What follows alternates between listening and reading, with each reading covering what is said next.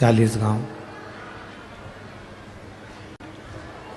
एक बार यजमान परिवार के लिए जोरदार ताली बजाकर स्वागत, वंदन, अभिनंदन।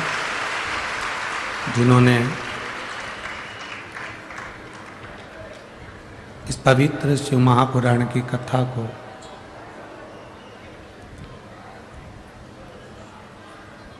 आप और हमको श्रवण कराया है।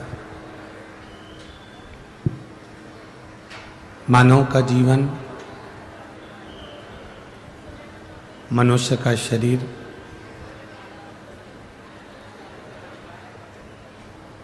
एक तो मिलता बड़ा मुश्किल से,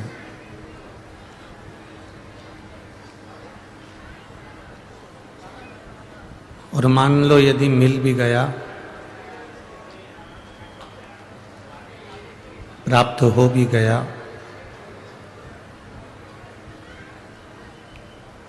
तो फिर भगवान का भजन करना कठिन हो जाता है।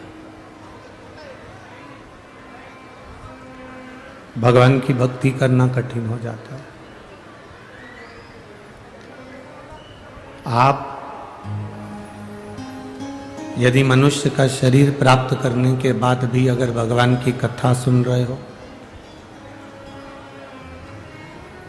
मानव का शरीर प्राप्त करने के बाद यदि आप भगवान का भजन कर रहे हो,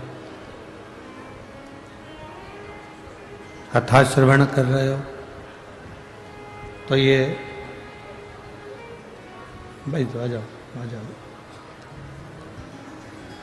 दो ही है ना, दो लोग हैं, आ जाओ।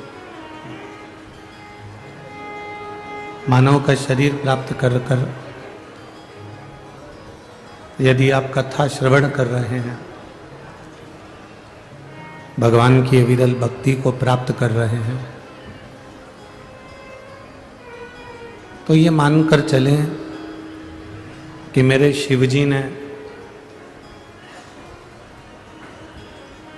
अपने गणों में, अपने भक्तों में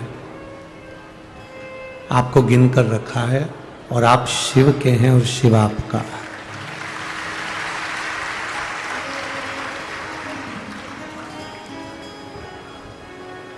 आप स्वयं शंकर भगवान के और शंकर भगवान आपके।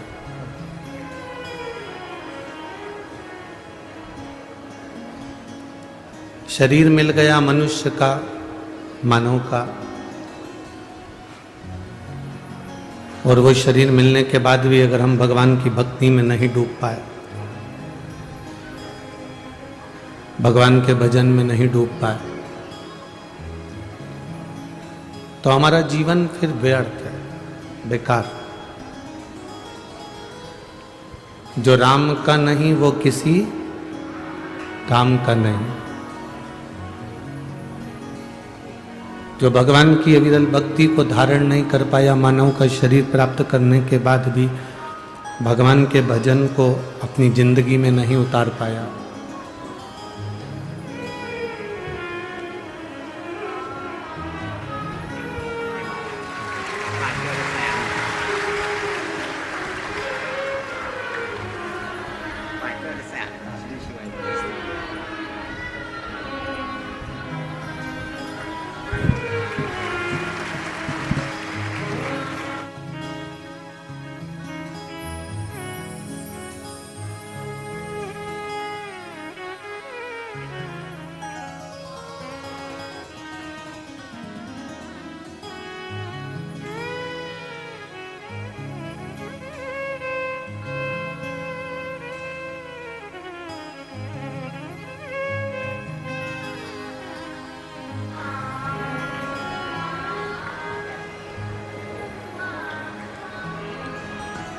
शरीर यदि मानव का है,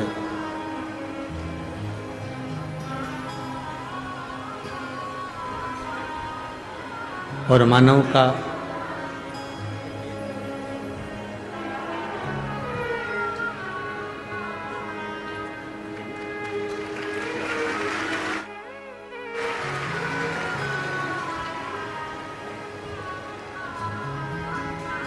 शरीर यदि मानव का है और मानव का शरीर प्राप्त करने के बाद भी राम नाम, कृष्ण नाम, शिव नाम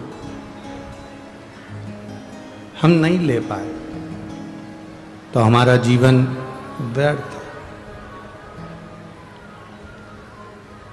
शिव महापुराण की कथा कहती है विचार और व्यवहार।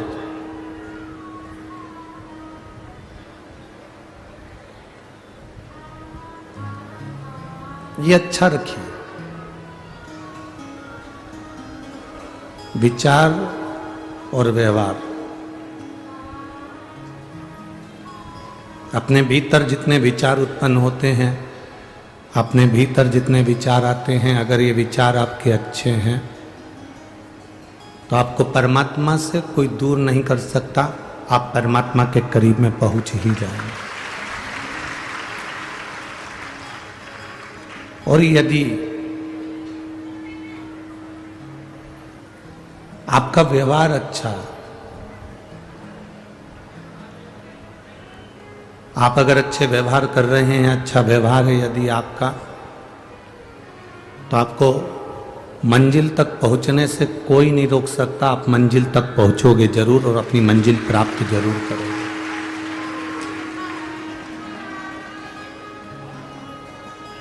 शिव महापुराण की कथा कहती है दो चीजें अगर हमारी अच्छी है तो हमें दुनिया में कोई नहीं हरा सकता।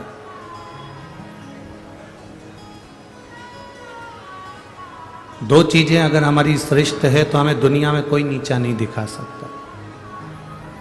एक हमारा विचार, एक हमारा व्यवहार। एक विचार और एक व्यवहार, ये दो चीजें श्रेष्ठ हो।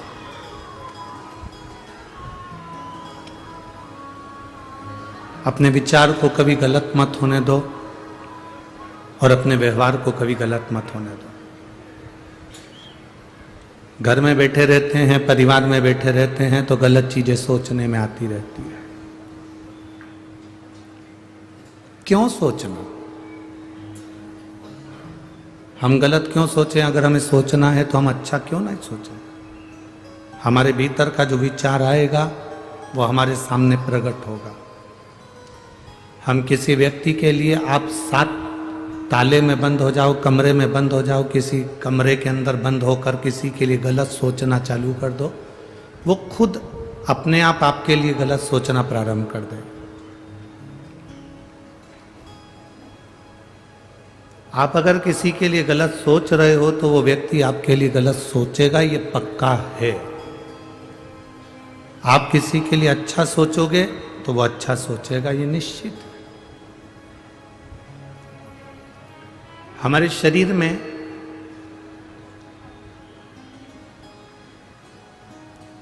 तीन स्थान ऐसे हैं जिससे हम परमात्मा को पुकारते हैं।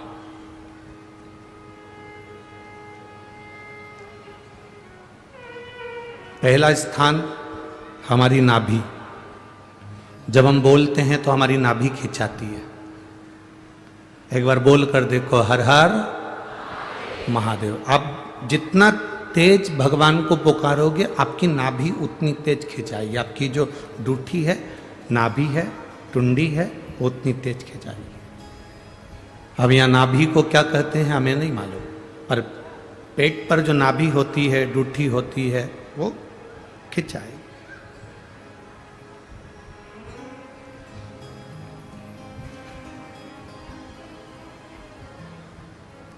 तीन चीजें हमें परमात्मा को पुकारते समय हमारा साथ दे देती है और परमात्मा के मिलन में हमारा साथ प्रदान करती है। एक हमारी नाभि, हमारी टुंडी। दूसरे नंबर पर हमारा ये दोनों भुकुटी के मध्य में जहां हम तिलक लगाते हैं वो आज्ञा चक्र। ये दूसरे नंबर पर है हमारा आज्ञा चक्र, जहां हम तिलक लगाते हैं, बिंदी लगाते हैं, टीकी लगाते हैं। और तीसरे नंबर पर है जहां हमारी शिखा है, चोटी है, शास्त्राचक्र। ये तीसरे नंबर।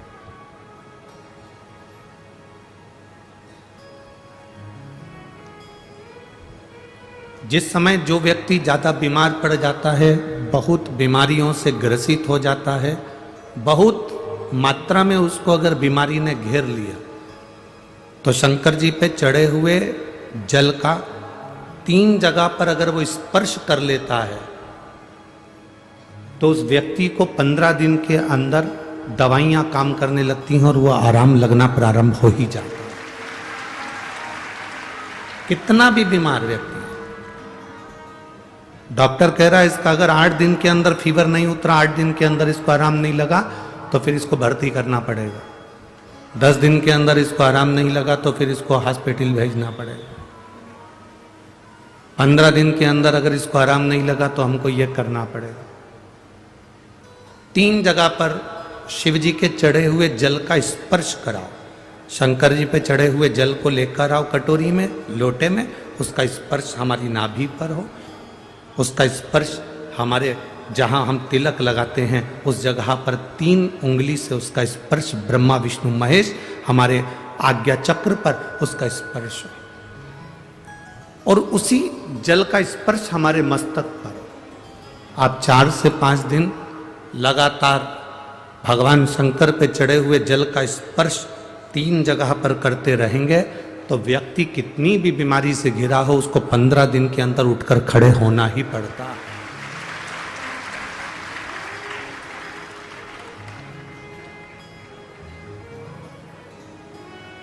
हमारा ये जो तिलक लगाने की जगह है ये हमारा आज्ञा चक्र है। ये कोई साधारण सी जगह नहीं है जहां हम तिलक लगाते हैं। जहां मेरी जीजियां मस्तक पर बिंदी लगाती हैं, टीकी लगाती हैं, मेरे भाई लोग मस्तक पर तिलक लगाते हैं, ये जगह कोई साधारण नहीं है। ये भक्त को खींचने वाला, भगवान को खींचने वाला, प्रभु की तेज पुंज को खींचने वाला स्थान है ये हमारा आज्ञा चक्र। एक लड़की मस्तक पर तिलक नहीं लगाए, उसकी शादी हो चुकी है और माथे पर बिंदी ना लगाए, गले में मंगलसूत्र ना पहने, हाथों में चूड़ियां ना पहने, पाँव में बिछुड़ी ना पहने, मांग में सिंदूर ना भरे और वो स्त्री ऐसे ही घूमे ना तो कोई भी उसको अपशब्द कह सकता है, कोई भी उसको ताने दे सकता है, कोई भी उसको आड़ा टेढ़ा बोल सकता है।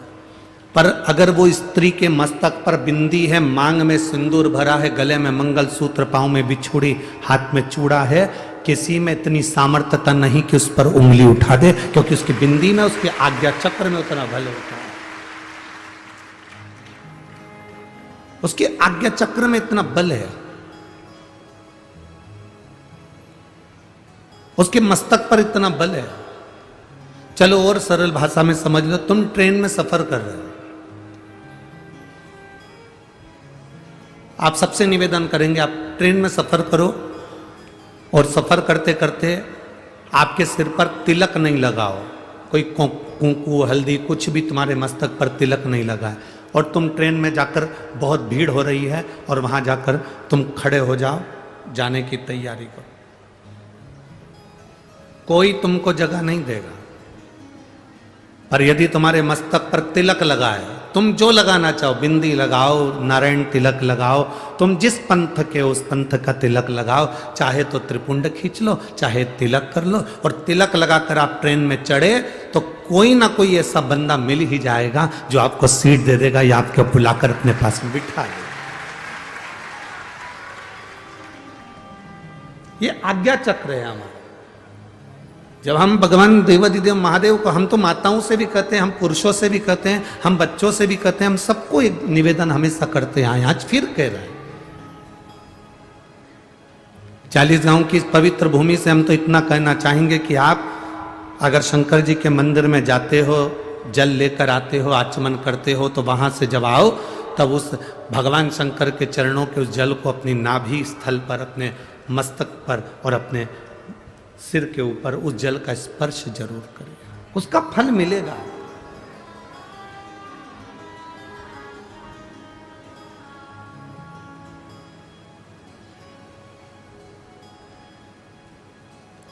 उसका एक आनंद अपनी जिंदगी में प्राप्त होगा। क्यों मस्तक पर भस्म लगाते हैं? आखिर शिवजी पे चढ़ी हुई भस्म का इतना प्रभाव क्या है? शंकर भगवान पर चढ़े हुए भस्म का त्रिपुंड का इतना प्रभाव क्यों है? लिंगायत शिव संप्रदाय के अंतर्गत मस्तक पर त्रिपुंड खींचा जाता है। यहां अगर कोई लिंगायत शिव संप्रदाय के बैठे होंगे तो उनके स्मरण में होगा। लिंगायत शिव संप्रदाय के अंतर्गत मस्तक पर त्रिपुंड लगाया जाता है। उस त्रिपुंड का भाव क्या है? क्यों, किस लिए? एक कथा बड़ी सुंदर है, आप लोगों ने स्मरण में लिया होगा।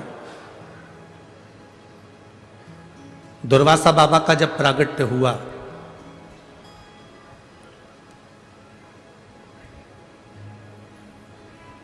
और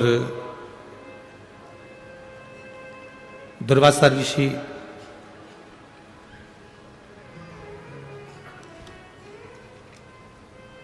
कुछ अवस्था धारण करे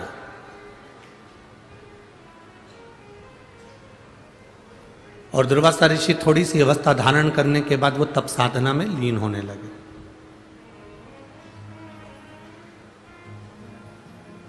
जब दुर्वासा ऋषि जब तप साधना में लीन होने लगे, कुछ अवस्था उन्होंने धारण कर ली और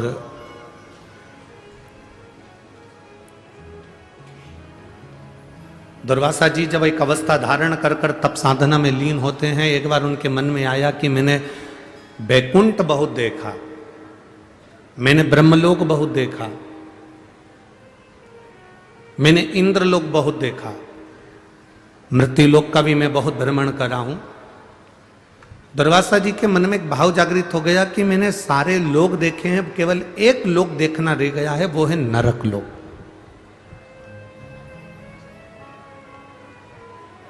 केवल एक लोक है, नरक, और उस नरक को मैंने नहीं देखा।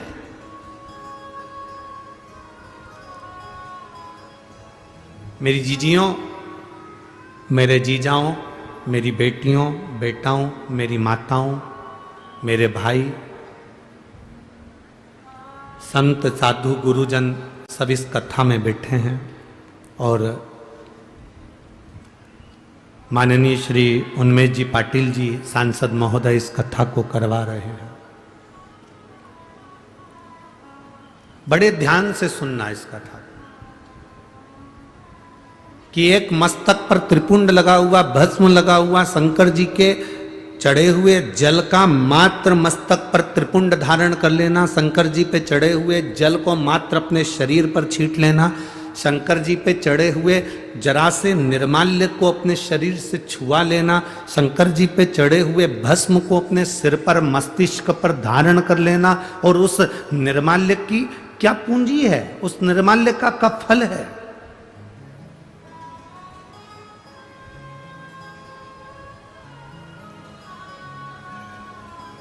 दुर्वासा जी ने विचार करा कि मैंने सब कुछ देखा, मैंने बैकुंठ देखा, इंद्रलोक देखा, ब्रह्मलोक देखा, तलातल, रसातल, मृत्युलोक सब मैंने देखा। पर दुर्वासा जी मन में सोचे कि मैंने केवल नहीं देखा तो केवल एक नरक नहीं देखा, मैंने नरक नहीं देखा, एक बार मुझे नरक देखना।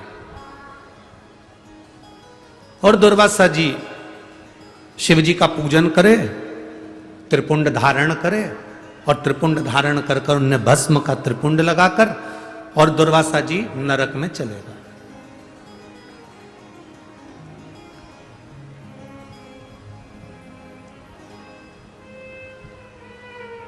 जैसे दुर्वासा जी नरक में पहुंचे, यमराज हाथ जोड़कर दुर्वासा जी का साधुवाद कर रहे हैं, प्रभु आप आए हैं, वेलकम टू नरक, आपका स्वागत है नरक के अंदर, नरक में आपका स्वागत, आओ पधारो, नरक में आइए। आप स्वर्ग में जाएंगे तो भी स्वर्ग में आपका स्वागत होगा, आप इंद्रलोक जाएंगे तो इंद्रलोक में स्वागत होगा। आप जहां जाते हैं, पृथ्वी पर आपका जन्म होता है, आप पैदा होते हो तो आपके घर के लोग नगाड़े बजाते हैं, फटाके फोड़ते हैं, आतिशबाजी छोड़ते हैं, लड्डू बढ़वाते हैं। तुम जहां जाओगे ना वहां तुम्हारा स्वागत होगा, ये निश्चित है। तुम जहां जाओगे वहां तुम्हारा स्वागत है। मरोगे तो भी तुम्हारा स्वागत है। शमशान जाने से पहले ढोल नगाड़े बैंड बाजे तुम्हें सजा धजा के राम नाम, अरे बोलो बोलो जम के बोलो जरा, राम नाम सत्य है, बोलते बोलते स्वागत करते करते तुमको लेकर जाएंगे। हर जगह तुम्हारा स्वागत, जन्म में भी मृत्यु में भी, प्रत्येक जगह। स्वर्ग गए तो वहां स्वागत है, इंद्रलोक गए तो वहां स्वागत है। जहां तुम जा रहे हो वहां तुम्हारा। अब जैसे ही दुर्वासा बाबा नरक में गए तो नरक में जाते से दुर्वासा जी का स्वागत हुआ, वेलकम नरक, आओ ये नरक में आपका दरवाजा खुला है, आइए। दुर्वासा जी ने नरक में जाकर क्या देखा? कुंभीपाक नरक में पहुंचे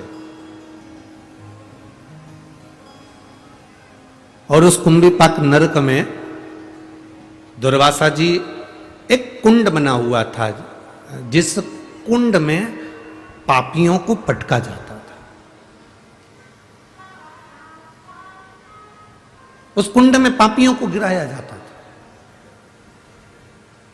और जिस कुंड में पापी गिरते हैं उस कुंड में दुर्वासा जी ने देखा कि पूरे नरक में लोग त्राही त्राही कर रहे हैं, चिल्ला रहे हैं, चीख रहे हैं, कुंड में भी लोग फंसे हुए हैं। और उसी समय पर दुर्वासा जी ने विचार करा कि इतना विशाल कुंड है नरक के अंदर, इतना विशाल तालाब बना हुआ है नरक के अंदर, चलो मैं इस तालाब में एक बार जरा झांक कर देखूं कि है कौन। और जैसे ही दुर्वासा ऋषि उस नरक में, उस कुंड में नीचे झांके, झांकते से दुर्वासा जी क्या देखते हैं कि उस कुंड में से, नरक की उस कुंड में से एक बैकुंठ जैसा सुंदर एक स्थान प्रकट हो जाता है और जिसको बैकुंठ कहा जाता है। बड़ा सुंदर बैकुंठ प्रकट हो।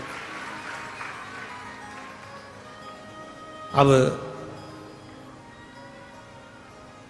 नरक और नरक के अंदर कुंड, और कुंड में क्या प्रकट हो गया? जम के बोलो जरा, अच्छे आवाज आना चाहिए हमारी तक कि क्या प्रकट हुआ? बैकुंठ प्रकट हुआ। कितना आश्चर्य है, कितना बड़ा आश्चर्य, जरा विचार करिए।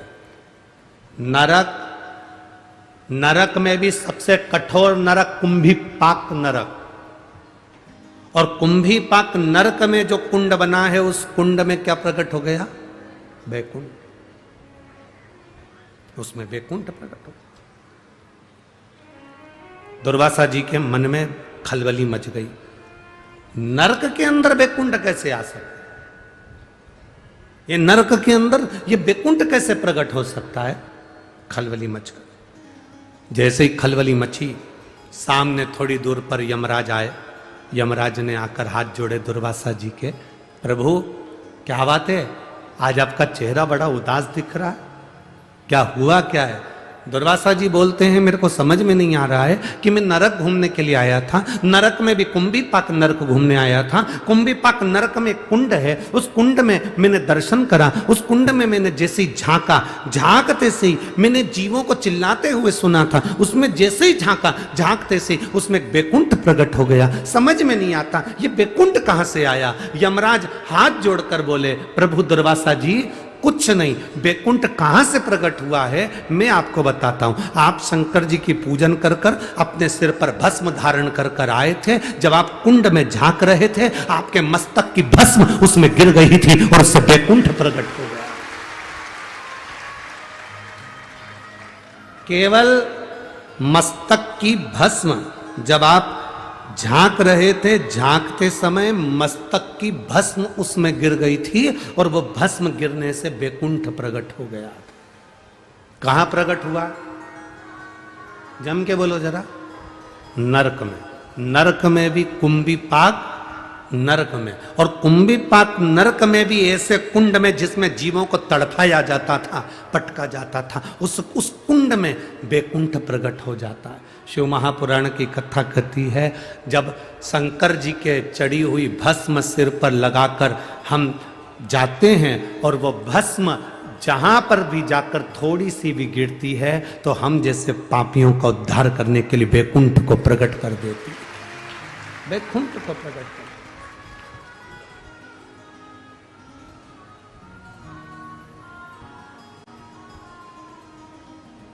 अब जरा विचार करो,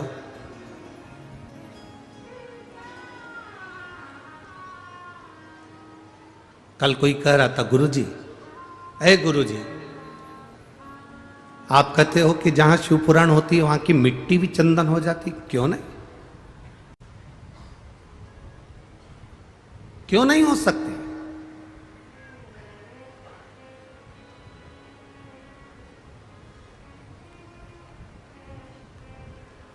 अरे गुरुजी, कितनी गंदगी करते हैं लोग, कोई थूक रहा है, कोई मुंह धो रहा है, कोई वॉशरूम करने जा रहा है, कोई ना जाने कितना कितना झूठन पटक देते हैं, कितनी गंदगी हो जाती है, और आप कह रहे हो कि वो मिट्टी चंदन हो जाती है। हाँ, ऐसे कैसे हो सकता है? हमने कहा भाई देख,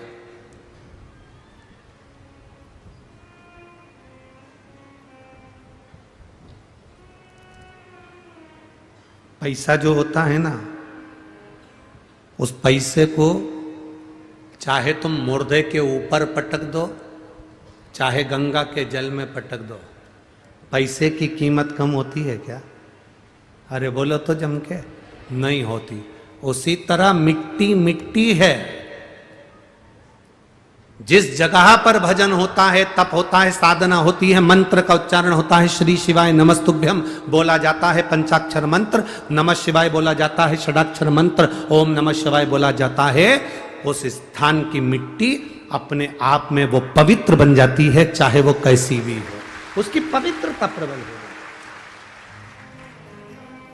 उसमें गलत कुछ नहीं है, उसमें पवित्रता। और हम तो यहां तक कहेंगे कि आपने देखा क्या? लोगों को थूकते हुए देखा तो तुमने कह दिया, तुमने गंदगी देखी इसलिए गंदगी दिखी।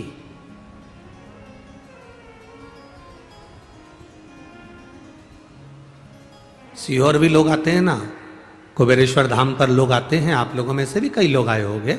कई लोग आकर कहते हैं, अरे गुरुजी, थोड़ी व्यवस्था तो ठीक करना चाहिए, यहाँ तो हर कहीं लोग बैठ जाते हैं, कंकर शंकर पूजन करा वहीं छोड़ देते हैं, लोग लांग कर जा रहे हैं, जूता चप्पल उधर से निकाल कर जा रहे हैं, कोई कहीं से जा रहा है, कोई कहीं से जा रहा है, कोई कहीं से जा रहा है।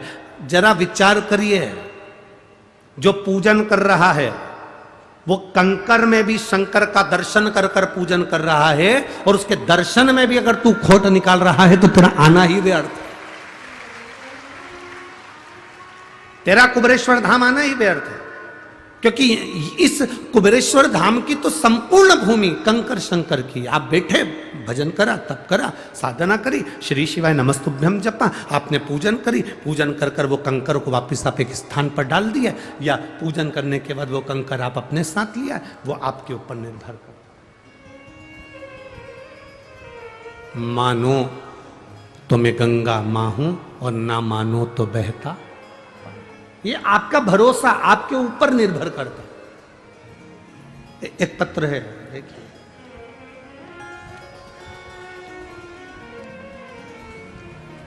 जिसने भी पत्र भेजा उनसे निवेदन है, आपकी पूरी मेडिकल की फाइल आपने लगाई है, पर निवेदन है इस पूरी मेडिकल की फाइल को आप वापिस लेकर जाना, जिससे आपके पास में ये कॉपी रहे।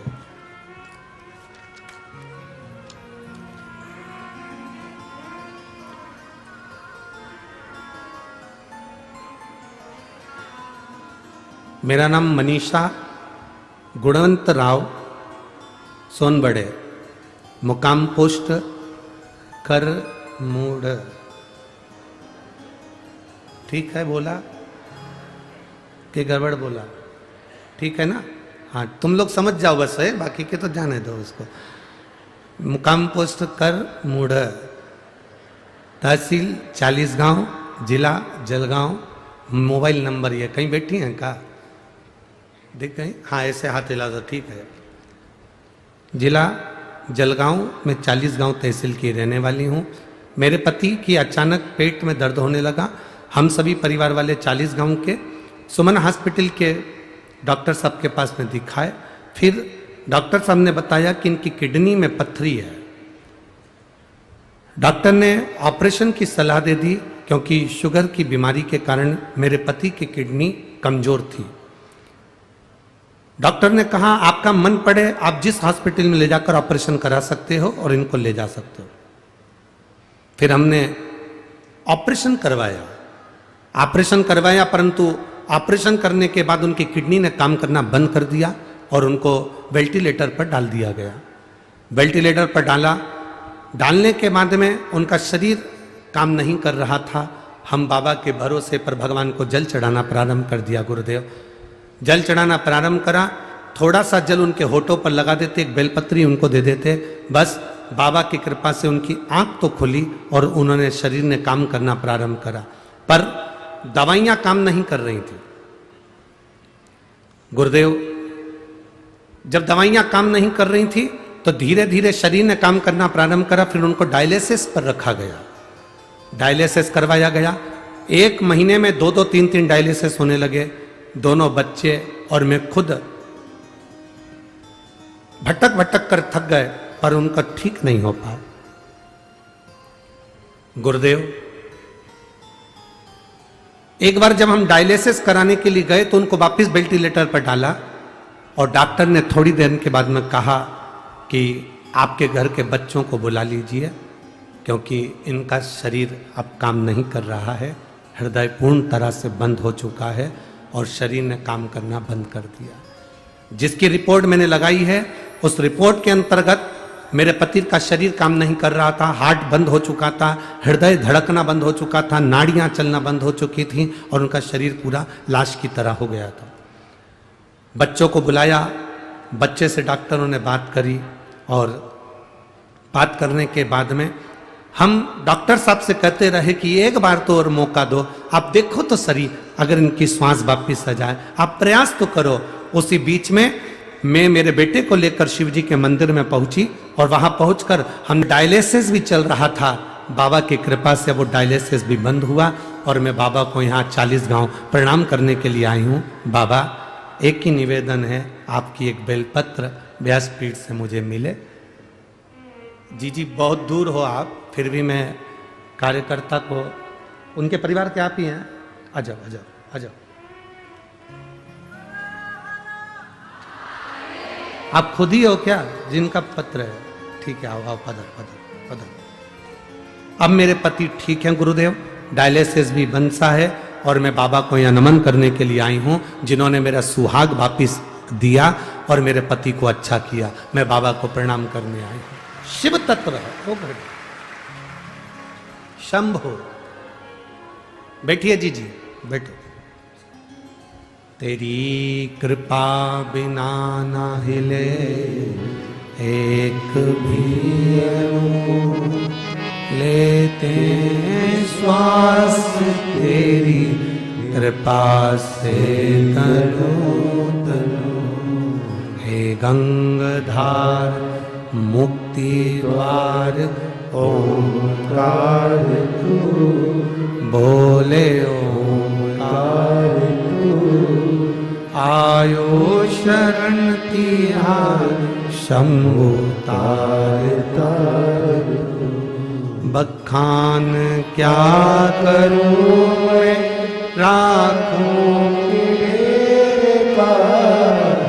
बखान क्या करूं मैं राखूं तेरे पास। चपटी भभूत में खजाना कुबेर का। हे गंगाधार मुक्ति द्वार ओंकार तू, भोले ओंकार तू। आयो शरण तिहार शंभु तार तार।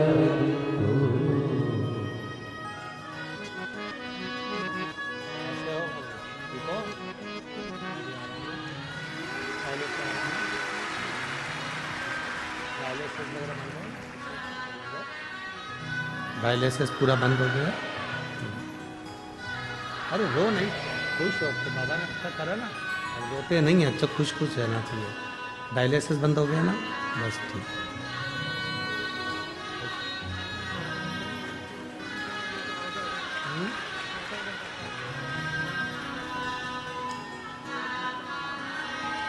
बोल रहे हैं आधा घंटा मेरे प्राण नहीं थे, आधे घंटे तक मैं मर चुका था, पर आधे घंटे के बाद जैसे ही बेलपत्र और जल मेरे होठों पर आया, मेरे प्राण मेरे बाबा ने वापस दिए।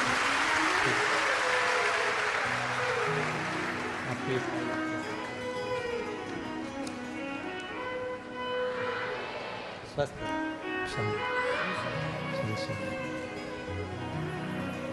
अरे खाली न जाता कोई दर से तुम्हारे, खाली न जाता कोई दर से तुम्हारे, मैं भी खड़ा हूँ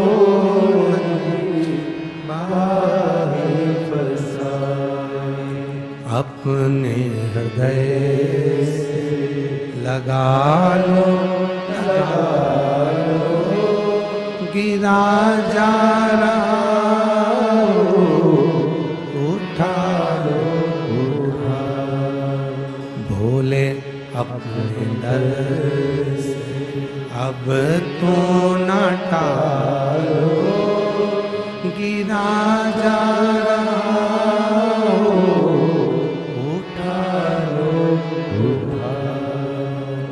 शिव तत्व हमारे भीतर हो। भगवान शंकर का शिव तत्व जितना हमारे भीतर होगा उतना मिलन सरल, मिलन सरल। बहुत हंसते हैं लोग, क्या जल चढ़ाने से रोग मिट सकता है? क्या बेलपत्री खाने से दुख समाप्त हो सकता है? उससे पूछो जिसका 1 महीने में 3-3, 4-4 बार डायलिसिस हो रहा हो, वेंटिलेटर पर पड़ा हो और उसके बेटे से कह दिया गया हो कि बॉडी को ले जाओ। उस जल की महत्वता क्या है? दुर्वासा बाबा ने अपने मस्तक पर जो भस्म का त्रिपुंड लगाया और नरक कुंभिपाक नरक के कुंड में झांका, उस भस्म के तिलक में से जरा सी भस्म नीचे गिर गई। जब हम मांग भरते हैं, जब हम तिलक लगाते हैं तो उसमें से थोड़ा थोड़ा तिलक तो गिरता रहता। चंदन का त्रिपुंड लगा लो तो धीरे धीरे चमड़ी सूखेगी तो वो गिरेगा, गिरता।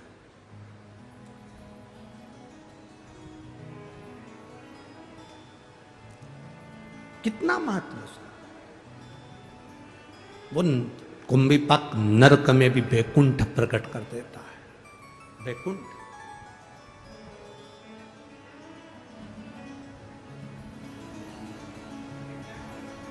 विष्णु पुराण पढ़ी है किसी ने? किसी ने अगर विष्णु पुराण पढ़ी हो तो विष्णु पुराण में लिखा है, लक्ष्मी जी नारायण से कहती हैं, प्रभु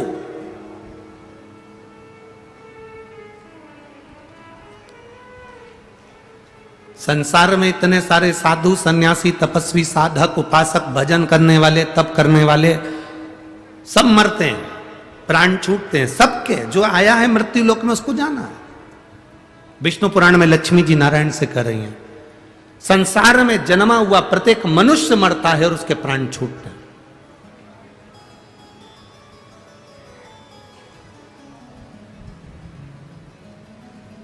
पापी भी मरता है, पुण्य वाला भी मरता है। पापी भी मरता है और पुण्य वाला भी मरता है। पर दुनिया में दीपावली तो हर साल मनाई जाती है।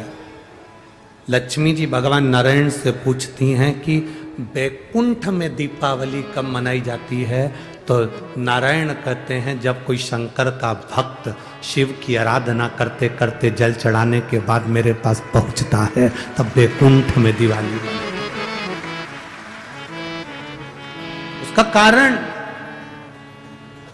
विष्णु पुराण में लक्ष्मी जी पूछ रही है कि वैकुंठ में दिवाली, एक शंकर का भक्त आता है और वैकुंठ में दीपावली मनती है।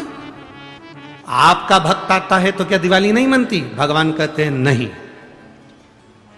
ब्रह्मा जी का कोई भक्त आता है तो दिवाली नहीं मनती? नहीं। पर शंकर का कोई भक्त प्राण छोड़ने के बाद जब आता है तो वैकुंठ में दिवाली मनती है। तो पूछा ये वैकुंठ में दिवाली शंकर के भक्त के आने से क्यों मनती है?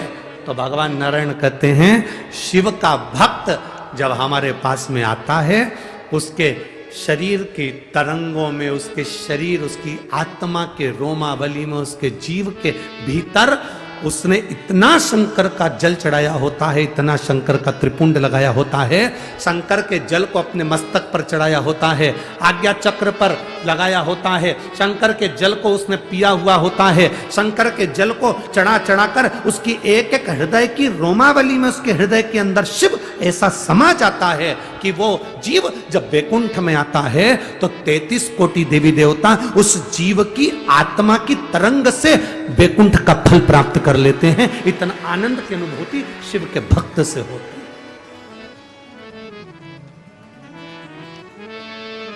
अरे कितने किस्मत वाले हो रे भाई।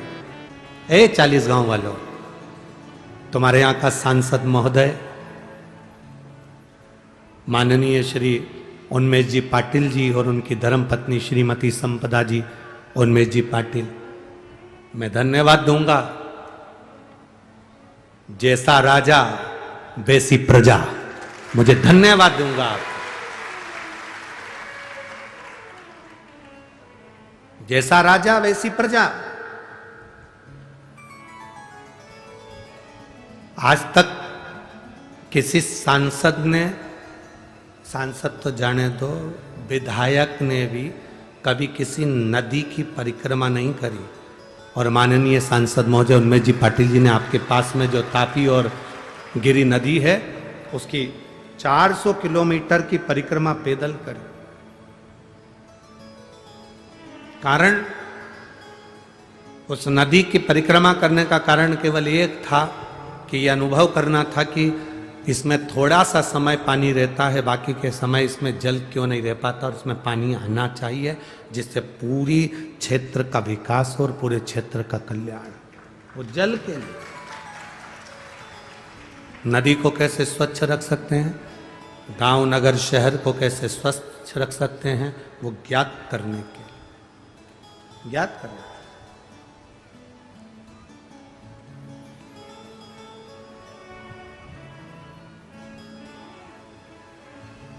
तुम साधारण 40 गांव की पवित्र भूमि पर रह रहे हो, हम तो कहते हैं कि धन्य है जो ये पवित्र कथा आप लोगों के बीच में पहुंची। ये कथा 2027-28 से पहले 40 गांव नहीं आती, 2028 के पहले ये 40 गांव आ गए, क्योंकि कथाओं की बुकिंग लगभग 2027 तक फुल है। अब 2028 की बुकिंग होनी चालू है। पर कोई कथा यदि कैंसिल होती है और कोई लिखा कर चले जाता है कि यह कथा अगर हमको मिल जाए, हम 5 दिन में, 8 दिन में, 10 दिन में व्यवस्था कर सकते हैं, तो वहाँ फ़ोन कर दिया जाता है समिति की ओर से कि कथा कैंसिल हुई, आप व्यवस्था कर सकते। और धन्य है 40 गांव की पवित्र भूमि के सभी रहने वाले रहवासी जिन्होंने इतनी मेहनत कर इस कथा को यहाँ आयोजित किया। और केवल आपकी मेहनत दिन में नहीं, रात में भी बड़ी मेहनत है। जितने लोग दिन में आते हैं उससे दुगने रात को दर्शन करने आते हैं। अपार मेला लगा होता है, भीड़, कोई बिस्कुट बांट रहा, कोई पानी बांट रहा, कोई कोल्ड ड्रिंक बांट रहा, कोई हलवा बांट रहा, कोई पूड़ी बांट रहा, कोई कुछ बांटने में लगे हुए। कर लो सेवा। ये शिव भक्त दूसरी बार 40 गांव नहीं आने वाले। मौका मिला है हमें सेवा करने का 40 गांव वालों को। अपनी तिजोरी का लाकर खोलिए और उसमें से थोड़ा सा धन तुम्हारे पास में है तो उस धन को थोड़ा सा धर्म में लगाने का प्रयास करो, तो धन और धर्म दोनों बचे। मत दो किसी को, आपको दान नहीं करना मत करो, आप किसी को नहीं देना चाहते मत दो। अपने हाथ से पानी खरीद कर लाओ, अपने हाथ से पिलाओ, अपने हाथ से अन्न लाओ, अपने हाथ से खिलाओ। अपने हाथ का किया कहीं नहीं जाए। ये शंकर के भक्त बार बार नहीं मिलते, इनकी अड़भंगता देखिए। दुनिया में कथा होती है तो वहीं पास में गाड़ी खड़ी हो जाती है और लोग आ जाते हैं, जरा देखो। धूप पड़ती है चिलचिलाती हुई और ये 2-2 किलोमीटर तक पैदल थके हुए बुजुर्ग लाठी टेकते टेकते धीरे धीरे अपने पार्किंग से यहाँ तक चले आ रहे हैं। नाम लगते रखते श्री शिवाय नमस्तुभ्यम, श्री शिवाय नमस्तुभ्यम, भगवान का नाम लेते लेते लेते लेते चले आ रहे हैं। ऐसे जीव को जब आप पानी पिलाते हो तो अपनी जिंदगी का सबसे बड़ा पुण्य कार्य कर कर रखते हो। कर लो सेवा। क्या देगा महादेव? इतनी छोटी सी डायरी अपने पास खरीद के रखो और तारीख लिख के रखो, 16 तारीख को मैंने 15 रुपए का पानी पिलाया था शंकर के भक्त को। बस वो तारीख लिख के रखना और 3 महीना उस तारीख के बाद में हमको 15 रुपए का हिसाब बताना कि वो 15 का बढ़ा कि घटा। वो स्वयं आपको मालूम पड़ेगा कि उसका बल कितना। आज तीसरा दिन कथा का है। कथा 5 बजे विराम हो जाएगी, कल चौथा दिन हो जाएगा, परसों की कथा सवेरे 8 बजे से 11 बजे तक हो जाएगी। बाद में सब अपने अपने घर चले जाएंगे। 2 दिन की कथा का क्रम और अपनी जिंदगी में जितनी झोली पसार कर निवेदन कर सकते हो, बटोर सकते हो, बटोर लो और भगवान की भक्ति प्रदान करते चलो, देते चलो। ये नहीं मिलना। शिव तत्व को अपने भीतर बिठाइए। शिव तत्व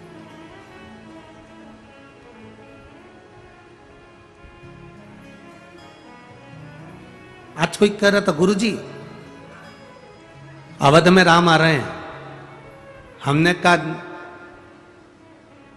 अवध में राम आ रहे हैं ऐसा नहीं है, जहां राम है वहां अवध है।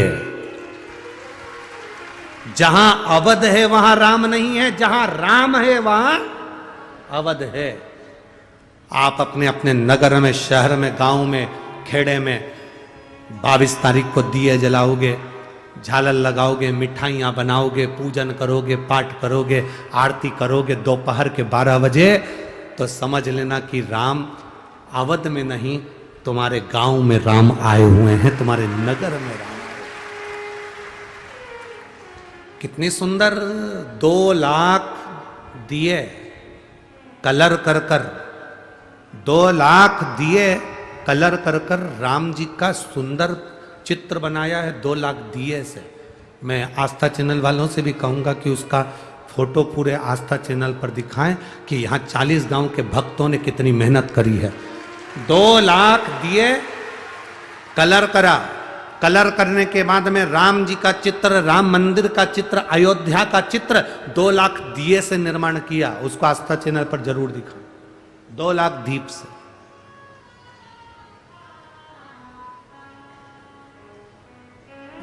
एक तो भीड़ ज्यादा रहती है तो हमारा आना नहीं होता, परंतु सांसद महोदय जी से निवेदन, एक बार हमको भी दर्शन जरूर कराना।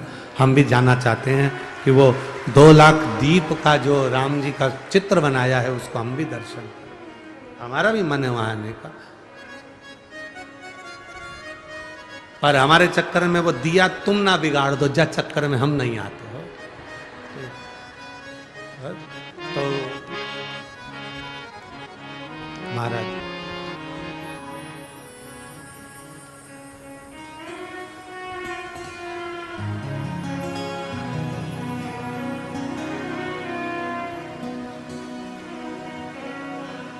तो बहुत जरूरी है मानो।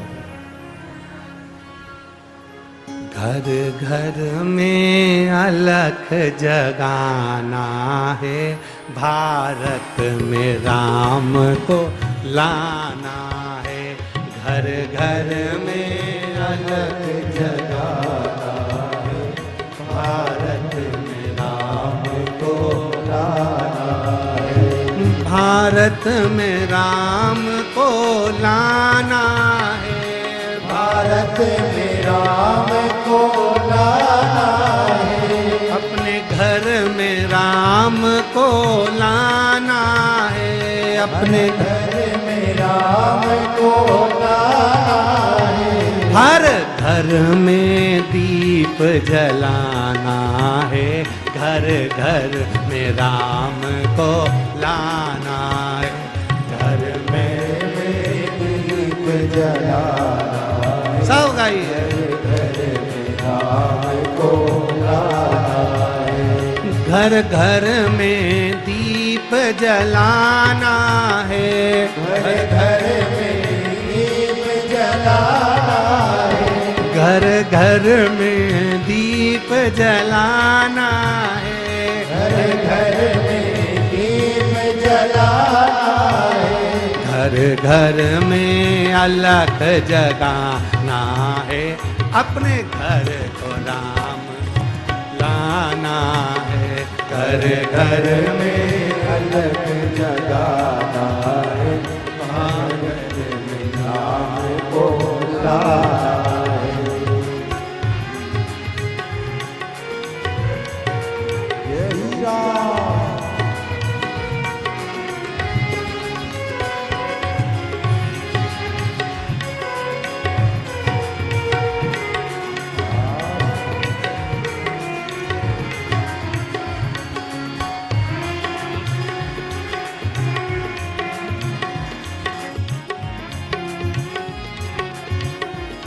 जय राम।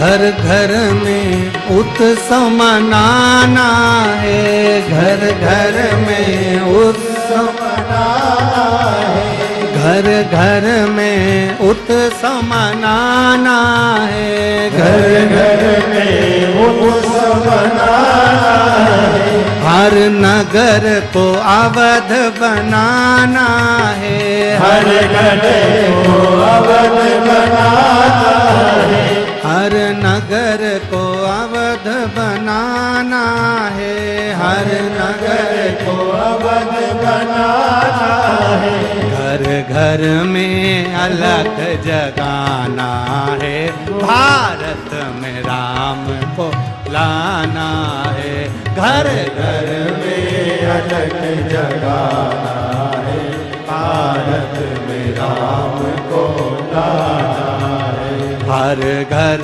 में अलख जगाना है, घर घर में दीप जलाना है, घर घर में अलख जगाना है, हर घर में दीप जलाना है।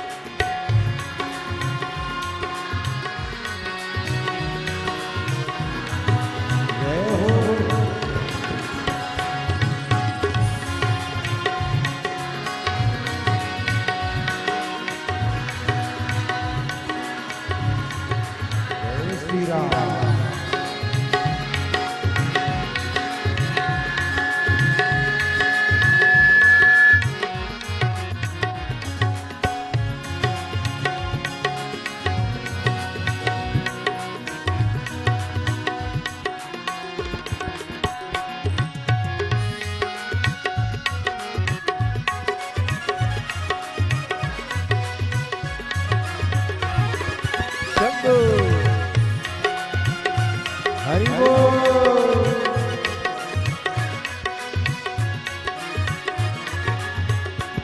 घर आंगन सबको सजाना है, घर आंगन सबको सजाना है, वो घर आंगन सबको सजाना है, घर आंगन सबको सजाना है, भारत में अलख जगाना है, भारत में अलख जगाना है, वो भारत में अलख जगाना है, भारत में अलख जगाना है, घर घर में दीप जलाना है, घर घर में दीप जलाना है, हर नगर को अवध बनाना है, घर घर में दीप जलाना है, हर नगर को अवध बनाना है।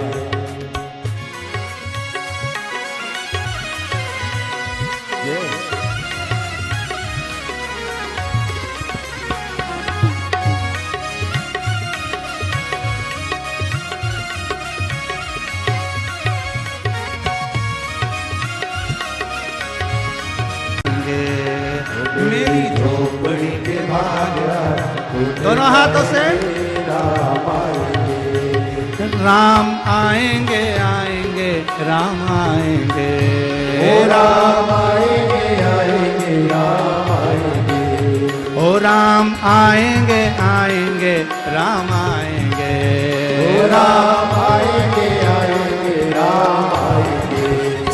मेरी झोपड़ी के भाग आज खुल जाएंगे, राम आएंगे, मेरी झोपड़ी के भाग आज खुल जाएंगे, राम आएंगे। जय हो।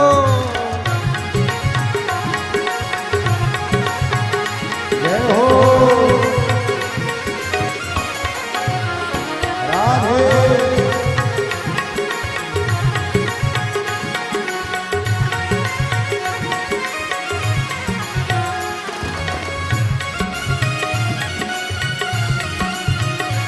जय हो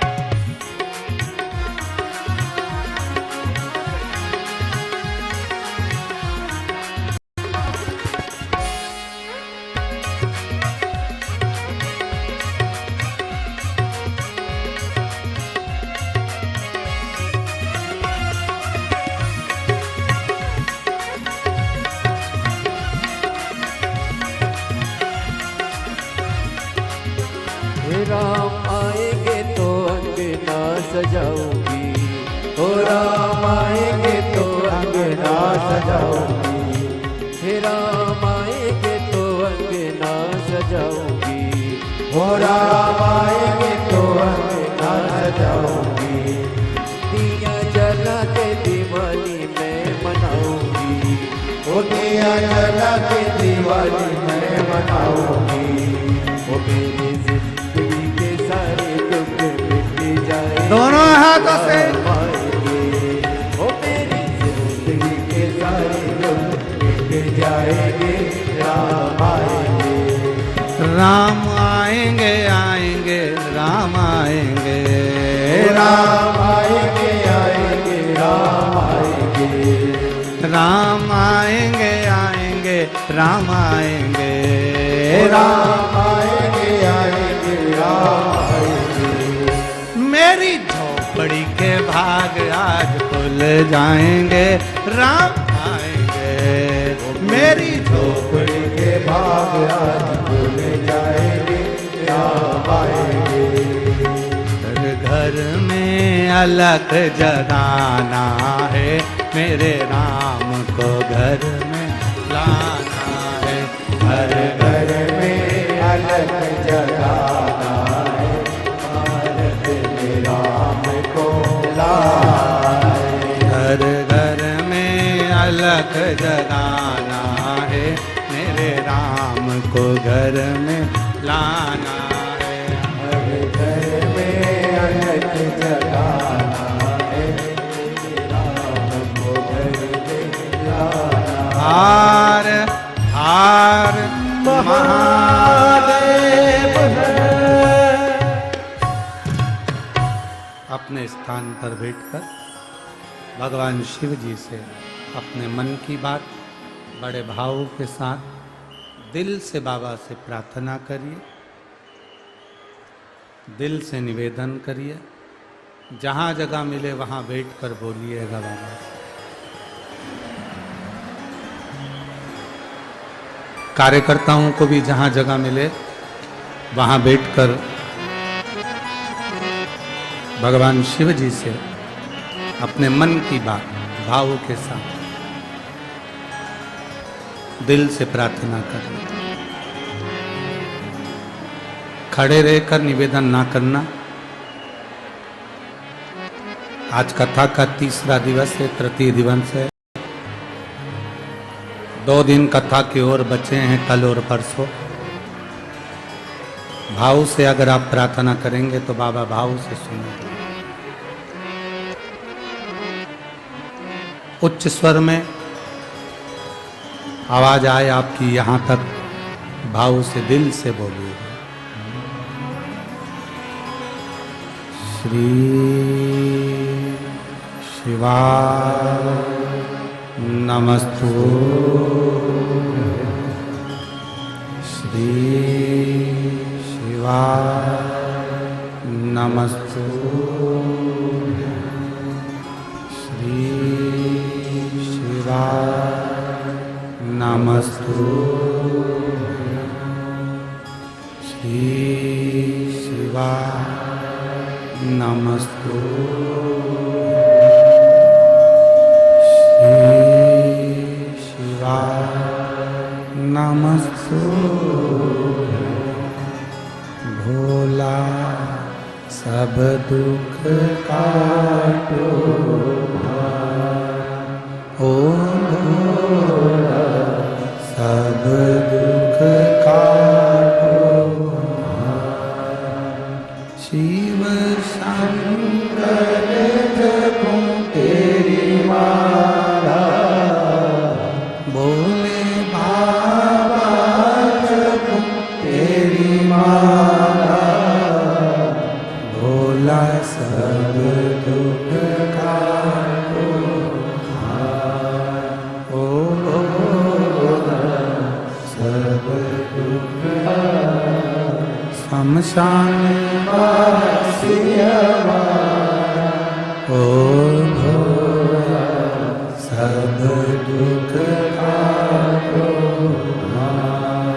ओ भोला सब दुख काटो। शिव कथा कहती है, भगवान शंकर का संवाद कहता है। विचार व्यवहार अच्छा रखिए।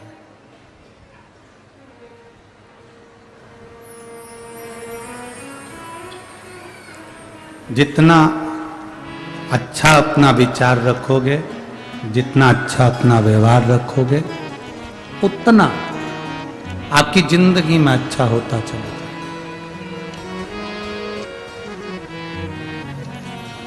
दुर्वासा बाबा के मस्तक का जरा सा त्रिपुंड का भस्म कुंभीपाक नरक के उस कुंड में जाता है और वैकुंठ बना देता है। लोग कितना भी हंसें, अपने मस्तक पर शिवजी पे चढ़े हुए जल का आप चंदन कंकु नहीं लगा सकते तो कम से कम उस जल को तो अपने मस्तक पर लगाओगे। दिखता है क्या? लगा लिया, ठीक है।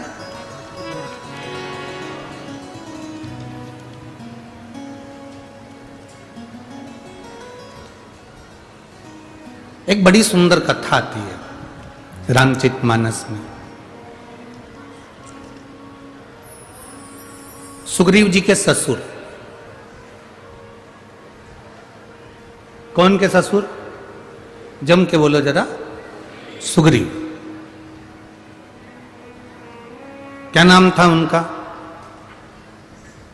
आप कहोगे गुरुजी हमको तो हमारे ससुर का नहीं मालूम, तो सुग्रीव के ससुर की बात करेंगे।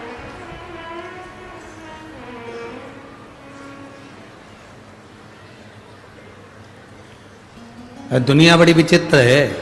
एक लड़का तीर्थ करने जा रहा था उसकी पत्नी के साथ, तो अपने दोस्त के पास गया।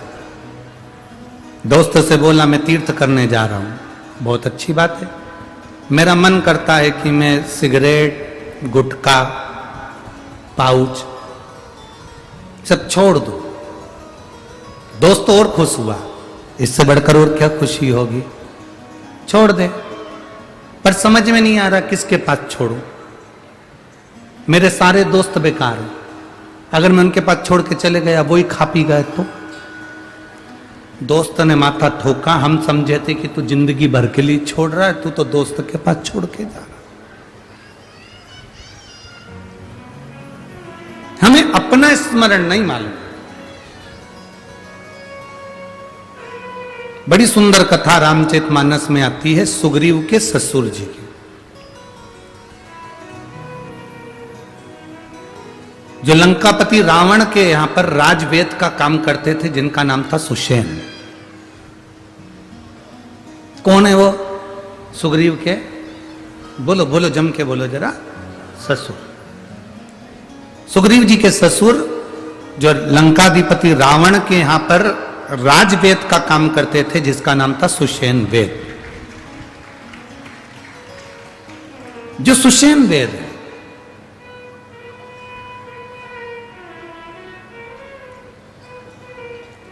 ये इतना विचित्र वेद था। सुग्रीव जी के जो ससुर जी थे सुषेण वेद, लंकाधिपति रावण के जो राजवेद थे सुषेण वेद, ये इतने विद्वान थे, इतने विद्वान, जिन्होंने लक्ष्मण जी को जीवित किया था। कथा तो आप लोगों ने सुनी होगी ना रामायण की। जब शक्ति लग गई, मेघनाथ ने शक्ति मार दी और लक्ष्मण मूर्छित हो गए। हनुमान जी बूटी लेकर आए और फिर वो दिया। ये सुषेण वेद के कहने पर गए थे। सुग्रीव के ससुर हैं सुषेण वेद। ये बड़े विचित्र वेद है। कहते हैं देवलोक में भी अगर कोई बीमार पड़ जावे, पूरे मृत्यु लोक में अगर किसी को रोग हो जावे, तो सुषेण वेद से बड़ा कोई वेद नहीं था। इतना विचित्र वेद था। डॉक्टर तो सभी होते हैं, पर कोई कोई डॉक्टर ऐसा होता है जिसका नाम बड़ा प्रसिद्ध होता है, बड़ा प्रसिद्ध। वहां चले जाओ, वो डॉक्टर से मिल लेना, उनकी तो दवाई बड़ी कामगार है और अच्छा कर देते। कई लोग हंसी हंसी में कह देते हैं अगर तुमको तकलीफ है शिव महापुराण की कथा में चले जाओ, बैठकर कथा सुनोगे 5 दिन में जब वापिस आओगे तब हमको बताना कि तुम्हारा स्वास्थ्य कैसा है। कई लोगों को तो ये भी डॉक्टर की वेद की दवा लगती है। सुषेण वेद बड़े प्रसिद्ध वेद थे। लंकाधिपति रावण का जो राजवेद हो, जिसके यहां पर ग्रह बंधन में पड़े हो, देवताओं भी बंधन में पड़े हो, ऐसे लंकाधिपति रावण का कोई वेद कोई साधारण नहीं हो सकता। सुग्रीव के ससुर उनके यहां वेद थे। एक बार रावण के मन में भाव उत्पन्न हुआ कि ये सुषेण वेद ऐसा कैसी औषधि बनाता है, ऐसे कैसे दवाई बनाता है कि दवाई तुरंत असर कर जाती है।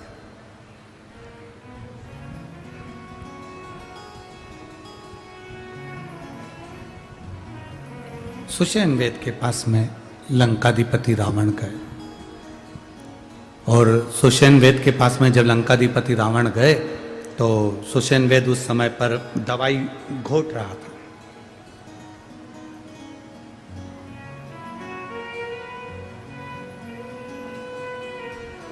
सुषेण वेद का एक नियम था, जितनी देर दवाई घोटता था उतनी देर शंकर का नाम जपता था, शिव के नाम का उच्चारण करता था, शिव के नाम का स्मरण करता था। यहां तक अगर लंकाधिपति रावण की संहिता पढ़ी हो, रावण की लंकेश की संहिता का स्मरण करा हो, तो रावण संहिता के अंतर्गत यहां तक लिखा हुआ है कि ये सुषेण वेद शिवजी की आराधना करता था, और इसकी आराधना को देखकर लंकाधिपति रावण शंकर की आराधना में लीन हो गया था। यहां तक वर्णन किया गया कि शिव की आराधना सुषेण वेद कितनी करता था कि उसको देखकर लंकाधिपति रावण शंकर की आराधना में लीन हो गया था। इतना शंकर की आराधना में लीन रहता था सुषेण वेद, इतनी लीनता थी।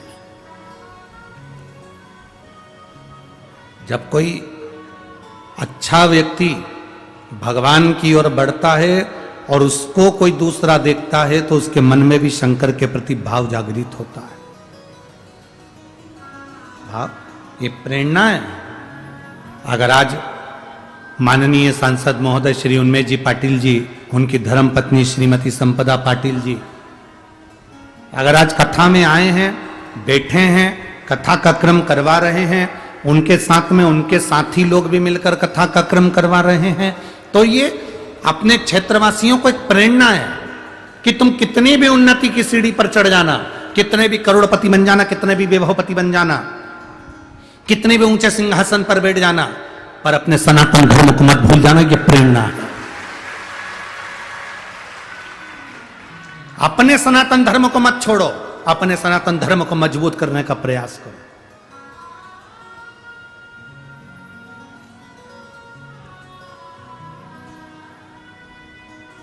कल हमने कथा में कहा था, लोग कहते हैं हिंदू राष्ट्र बनाना, हम कहते हैं पहले अपने शरीर को हिंदू बनाने का प्रयास करो। इस शरीर को, परिवार को इतना मजबूत कर दो तो हिंदू राष्ट्र बनने में देरी नहीं लगेगी। हम हिंदू राष्ट्र बनाने के साथ में अपने शरीर को हिंदू ना बना पाए तो क्या?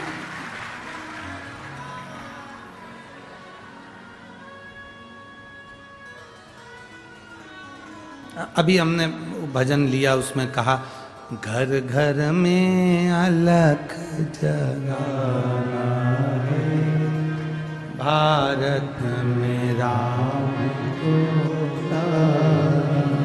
हमने ये नहीं कहा कि अवध में राम को लाना। आपका गांव, आपका नगर, आपका शहर, आपका खेड़ा, आपका क्षेत्र, आपकी कॉलोनी, आपकी सोसाइटी, जहां पर आप रहते हो, राम नाम लेते हो, राम का उच्चारण करते हो, राम नाम का गुणगान करते हो, बस समझ लो तुम्हारा वो खेड़ा, तुम्हारा वो गांव, तुम्हारा वो घर, तुम्हारा वो दिल अवध बन गया है, अयोध्या बन गया है। फिर हमें नहीं पता।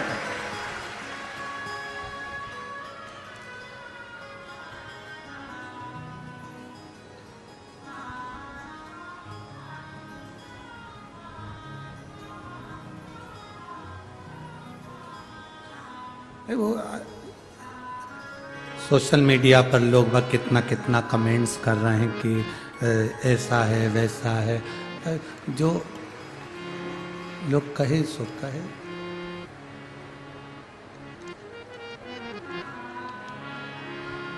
बोलने वाले बोलते रहेंगे। आग लगे बस्ती में, जम के बोलो जरा, आग लगे बस्ती में, बोल बम का नारा है,